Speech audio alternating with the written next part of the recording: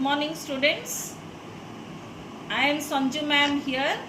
Today I am going to teach the second part of Michelangelo. Eccentric, he had told the Vatican Committee, but he is the only one who can paint the Sistine Chapel. Michelangelo had found Mary with the greatest of ease. Actually, Pope Julius gave Michelangelo a lot of time to find his Judas, since by that time the eccentric genius had almost finished painting frescoes on the walls and ceiling of the Sistine Chapel. And Michelangelo also deserved the time that had been given to him, because even Pope Julius acknowledged that he was the only person who can paint the Sistine Chapel. The painter's genius was evident from all the frescoes now. He had a passion for his art and would not rest till he found the right models for his work. That is why Pope Julius believed in him. Michelangelo had found Mary with the greatest of ease. It had happened long ago, the day he saw his mother carrying 2 pots of water strung from a bamboo stick on her shoulder. So once he saw his mother carrying 2 pots of water on her shoulder. He had thought that the woman who had borne Christ in her womb would have been like his mother. So he conjured his mother's face to Mother Mary, just as thin and frail. He remembered watching his mother with unblinking eyes. He was going on looking at his mother without blinking his eyes as she warmed the water for his father's bath. Her face reflected the warmth of the roaring fire, flushed, burning like molten gold.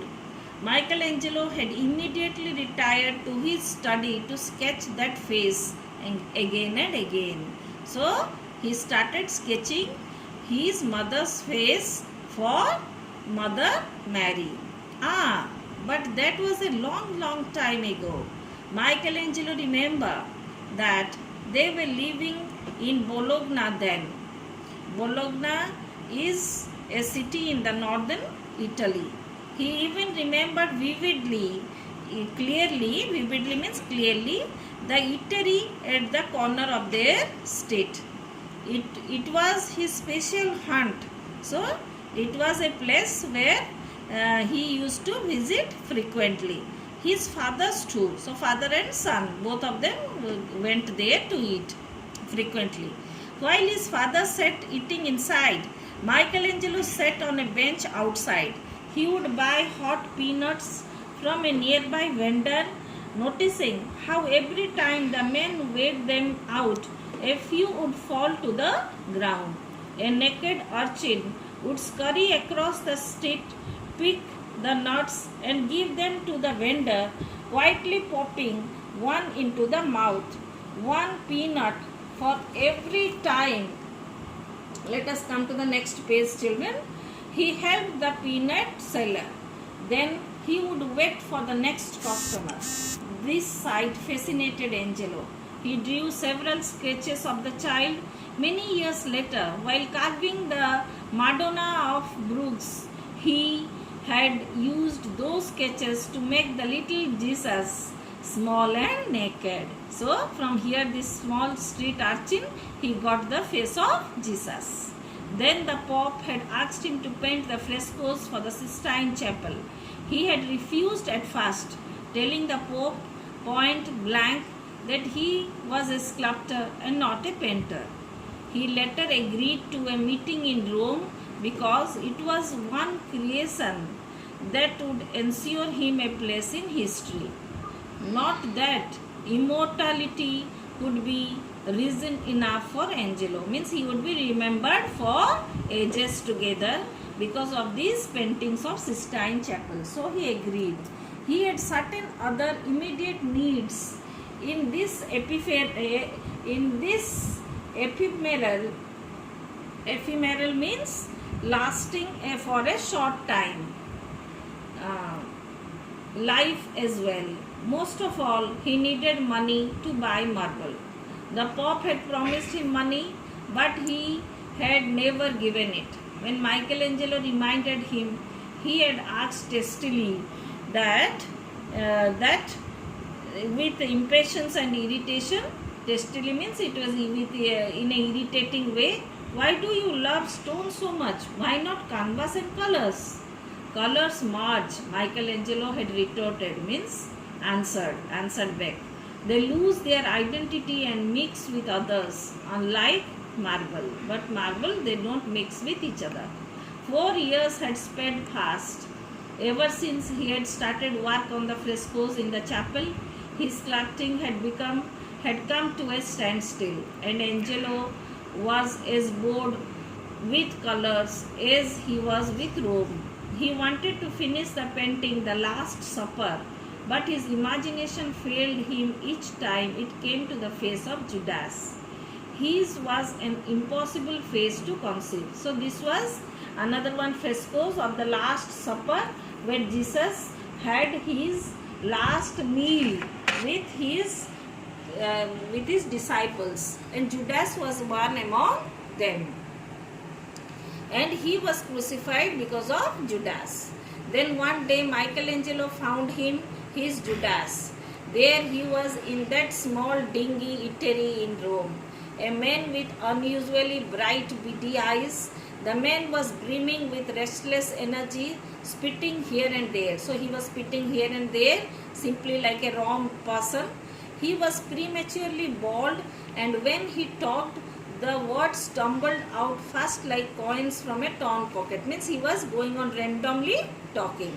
The man sidled up to Angelo asking for change for a florin, and ended up sharing his food. So he was going to ask for the change, but he used to come to every person and took his food. Later Michelangelo saw the beady-eyed man as it ate it again. He was asking someone else for change for a florin. So he was going on doing the same work again and again. Let us come to the next page, children. As Michelangelo watched the man, he realized that this was how the man tricked people for food. He would ask someone for change for a florin as an excuse for sharing their food. This is how he was cheating people. It was not difficult for Angelo to persuade the beady-eyed man to accompany him to the chapel. Michelangelo explained to the man that he wanted to use his face as a model for Judas.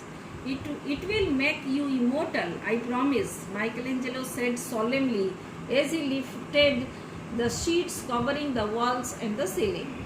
The man gaped, awestruck. Means he was very surprised. He recovered enough to ask for a tidy sum. So he wanted a large amount of money for his face, because Michelangelo promptly agreed. From that day on, the men came regularly to sit for Michelangelo. One day, the men stood in Michelangelo's studio, browsing through a pile of old sketches. Suddenly, he paused at the picture of the urchin from Bologna. "Who is this child?" he asked. "He used to live in Bologna many years ago," Michelangelo said. "I gave little Jesus the face of this child." "Do you remember the child's name?" "Yes, Mussolini," said Michelangelo. The man smiled. He rolled up his sleeve. There was a name tattooed on his arm, Mussolini. "I am that child," the man said. "He whose face you are giving to Judas today." So, this is the end of the chapter. So, at the end of the chapter, what do we understand? That circumstances had changed the life of the small ignorant child. Circumstances has made this person so shrewd and clever. That is why circumstances play a great role in all our lives. So this is an excerpt from Michelangelo and other stories, and this has been written here by Sampun Singh Kalra, and his pen name was Gulzar. He was known for poetry in Hindi and Urdu, Punjabi and other languages. He is an acclaimed lyricist for Hindi cinema and also a director. He won recognition for his contribution to Indian literature as well as Hindi cinema. And interestingly, before he became a reputed writer, Gulzar worked as a car mechanic. So this is the end of the chapter. Hope you all have understood well. Thank you, children.